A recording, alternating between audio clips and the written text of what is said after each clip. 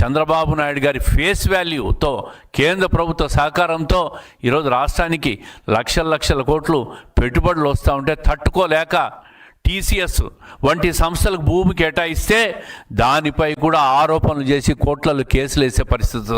చివరి కోర్టులు కూడా అభివృద్ధి కోసం భూములు కేటాయిస్తే తప్ప అని చెప్పి కోర్టులు కూడా వ్యాఖ్యానించిన విషయాలు పత్రికల్లో చూసి వాళ్ళు బుద్ధి తెచ్చుకోవాలని చెప్పి వైఎస్ఆర్ కాంగ్రెస్ విజ్ఞప్తి చేస్తూ ఉన్నాం. స్త్రీశక్తి పథకం అద్భుతమైన పథకం. ఈరోజు రాష్ట్రంలో మహిళలు ఆర్టీసీ బస్సుల్లో ఉచిత ప్రయాణ సౌకర్యాన్ని కల్పిస్తే దాన్ని కూడా సూపర్ 6లో భాగమైన పథకాన్ని కల్పిస్తే దాన్ని కూడా ఒక దుష్ప్రచారం చేస్తూ ఆ బస్సులో అలౌ చేయలే, ఈ బస్సులో మహిళలను అలౌ చేయలే అని చెప్పి ఒక ఫేక్ దుష్ప్రచారం చేస్తూ ఉంటారు.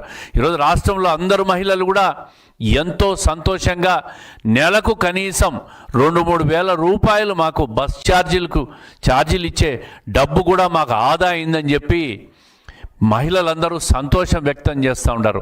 ఇటువంటి పథకం ఈ దేశంలో ఎక్కడా లేదు. ఒక అద్భుతంగా ఈరోజు అమలవుతూ ఉంది. ఆగస్టు 15 నుంచి 2000 కోట్ల పైచీలకు ఆర్థికంగా భారమైనా సరే మనం ఎన్నికలో చెప్పిన హామీని నిలబెట్టుకోవాలని చెప్పి ముఖ్యమంత్రి చంద్రబాబు నాయుడు గారు అమలు చేసిన ఈ అద్భుత కార్యక్రమం మీద కూడా ఒక ఫేక్ ప్రచారం